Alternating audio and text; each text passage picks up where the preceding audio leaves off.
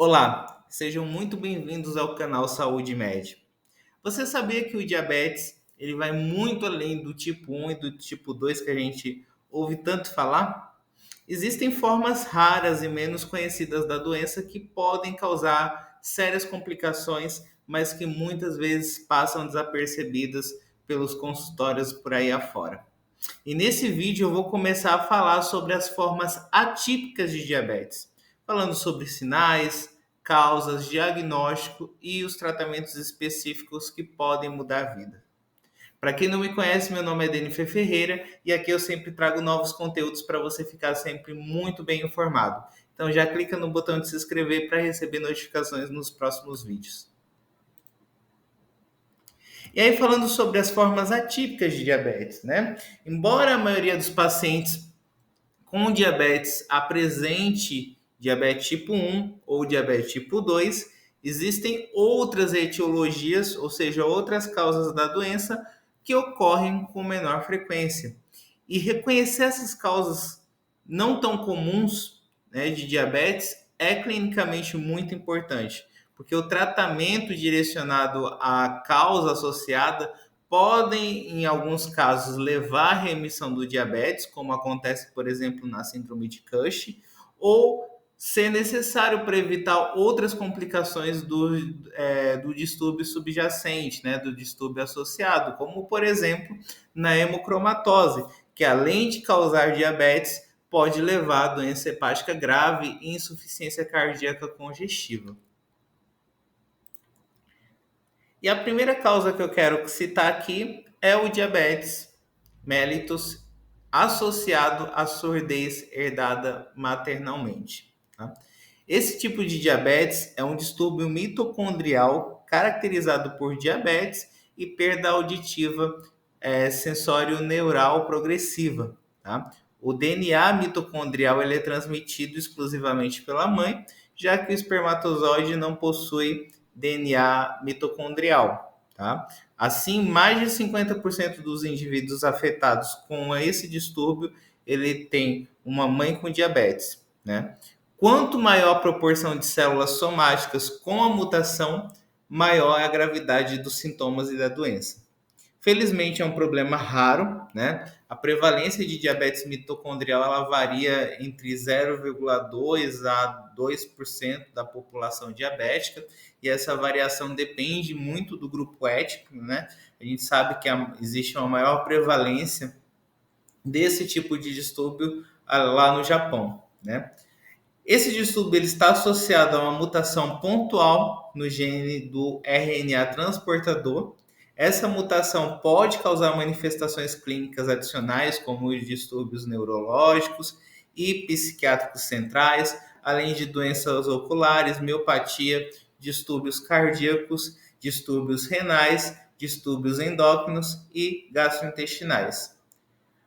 Se acredita, né, que defeitos na função mitocondrial reduzam a produção de ATP após a captação de glicose pelas células beta, levando ali a uma menor secreção de insulina em resposta a níveis elevados de glicose. Além disso, a disfunção mitocondrial nas ilhotas pancreáticas, metabolicamente ativas, leva ali à redução da massa de células beta, comprometendo ainda mais a secreção de insulina. A sensibilidade à insulina geralmente ela é normal, tá? Outros tecidos metabolicamente ativos, como as células da cóclea, também podem ser prejudicadas pela incapacidade das mitocôndrias de produzir ali o ATP.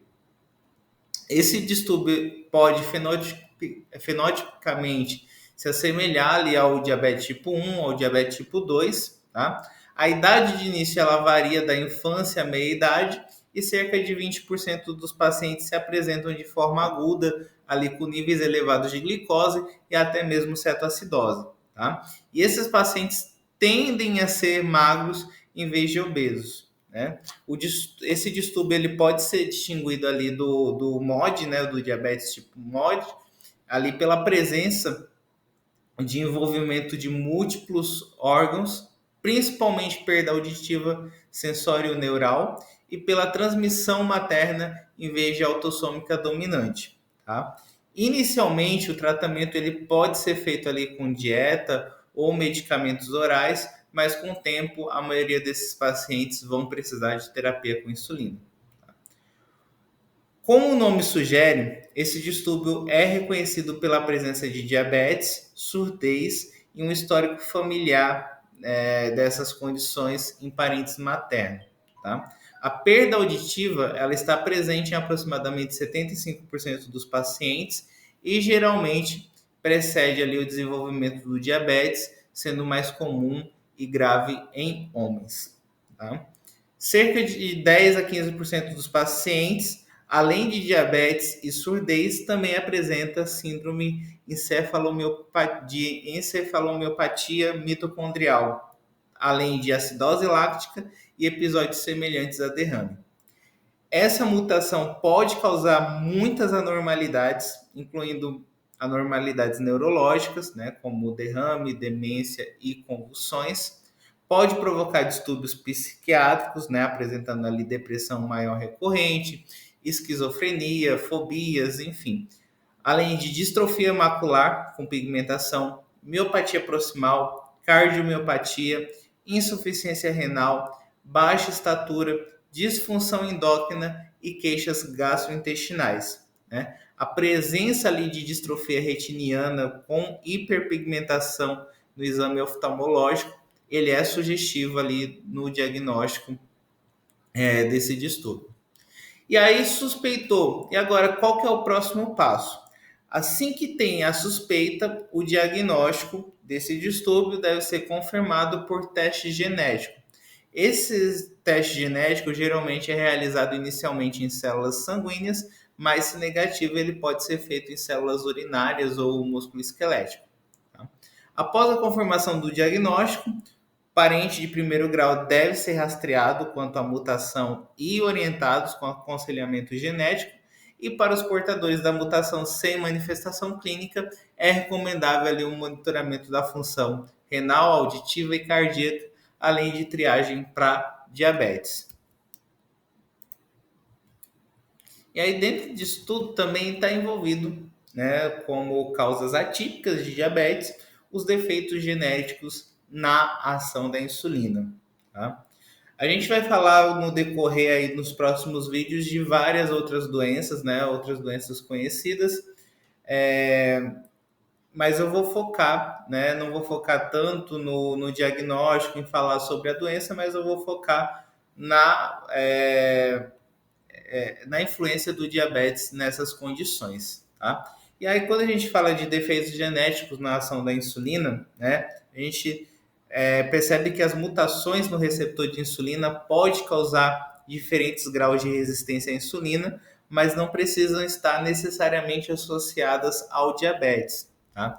Um grande número de mutações já foi descrito, né, que podem ser classificadas em categoria, como as mutações que impedem a síntese do receptor, as que inibem seu transporte para a membrana plasmática, as que reduzem a ligação de insulina ao receptor, as que prejudicam a sinalização transmembrana ou as que aumentam a degradação do receptor. Tá? A hiperplasia das células beta-pancreáticas e a hiperinsulinemia podem compensar a resistência à insulina, prevenindo ali a hiperglicemia. Porém, nós observamos nesses pacientes hipoglicemia em jejum e hiperglicemia pós-prandial. Com o tempo, a capacidade das células beta de secretar insulina ela diminui, levando então ao desenvolvimento do diabetes. Tá? O tratamento do diabetes nesses casos podem precisar de doses bem altas de insulina. Tá? E aqui, né, nessa imagem, né, que nós temos aqui, temos uma representação de uma escala de severidade de síndromes associadas a mutações do receptor de insulina, categorizadas com base na função residual do receptor de insulina. Aqui ela é representada por uma escala colorida, né, do vermelho ao amarelo. O eixo vai de 0%, que é uma função mínima ou ausente, a 50%, quando tem função parcial mais reduzida. Quanto menor a função residual, mais graves são os distúrbios. E aqui podemos ver como a severidade das síndromes associadas a mutações no receptor de insulina é proporcional à quantidade de função residual desse receptor. Então, síndromes com função residual muito baixa apresentam sintomas graves, enquanto aquelas com função residual mais alta têm manifestações mais leves, né? E aí, dentro dessas manifestações, nós podemos citar a resistência à insulina tipo A. Tá? Esse distúrbio autossômico dominante ele é caracterizado por resistência severa à insulina e à cantose nigricans.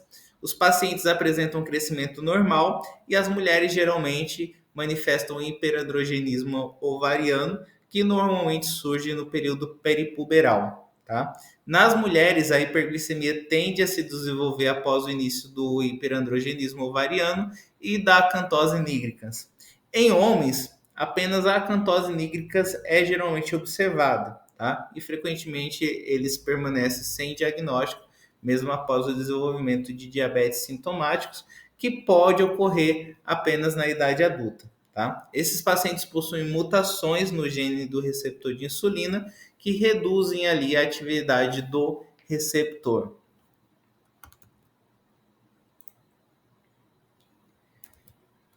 E aí a gente tem sintomas graves de resistência à insulina e a gente pode citar duas síndromes. A primeira é a síndrome de Donoghue, né, que a gente chama também de leprechaunismo. É uma doença que não é comum de se falar, pelo menos eu até procurei vídeos sobre isso, eu não encontrei, então o vídeo em português eu acredito que seja o único vídeo. Tá? A síndrome de Donoghue é uma condição congênita rara, né, de herança autossômica recessiva, que é caracterizada por resistência à insulina extremamente severa devido a mutações ali no gene do receptor de insulina. Então, os pacientes apresentam características dismórficas, como orelhas protuberantes e de implantação baixa, narinas dilatadas, lábios espessos, além de retardamento no crescimento e morte precoce. Tá? O termo leprechaunismo ele se refere às feições eufinas típicas desses afetados. Tá? Entre as manifestações clínicas, nós podemos citar acantose nigricans, hipertricose, hirsutismo, face dismórfica, aumento das mamas, distensão abdominal e lipoatrofia. Tá? Esses pacientes apresentam níveis extremamente elevados de insulina e podem desenvolver tolerância à glicose prejudicada ou diabetes manifesto. Tá? O prognóstico para os bebês com essa condição é muito desfavorável, com a maioria ali falecendo, infelizmente, no primeiro ano de vida. Tá? Além dessa síndrome, existe a síndrome de Rapson-Mendenhall. Tá? Síndrome de Rapson-Mendenhall é um distúrbio de resistência extrema à insulina. Essa síndrome autossômica recessiva ela está associada a mutações no gene do receptor de insulina. Inicialmente, podemos observar hipoglicemia em jejum, hiperglicemia pós-prandial e hiperinsulinemia acentuada. Com o tempo, à medida que as células beta-pancreáticas elas se descompensam, a hiperglicemia ela se torna muito difícil de tratar. Tá?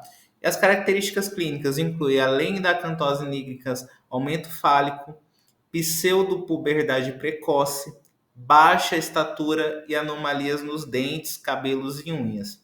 O prognóstico é ruim também, porque o diabetes é difícil de controlar mesmo com doses muito altas de insulina. Tá? A hiperglicemia geralmente leva a doenças microvasculares ou cetoacidose diabética, levando o paciente à morte ali durante a segunda ou terceira década de vida. E com isso, nós finalizamos esse vídeo, tá? Mas a gente vai continuar falando sobre as formas atípicas, porque a gente tem muita coisa para falar ainda, tá? Então, acompanhe os próximos vídeos, tá? Eu prometo que dessa vez não vou deixar passar muito tempo, tá? Então, semana que vem a gente já tem vídeo novo. Se você gostou desse vídeo, deixa o seu like. Lembrando vocês também que temos outros vídeos disponíveis no canal que estão organizados em playlist para que você possa acessar com mais facilidade os conteúdos. Se tiver alguma dúvida, pode deixar aqui também nos comentários que na medida do possível eu estarei respondendo. Então até semana que vem, um grande abraço a todos e até mais. Tchau, tchau.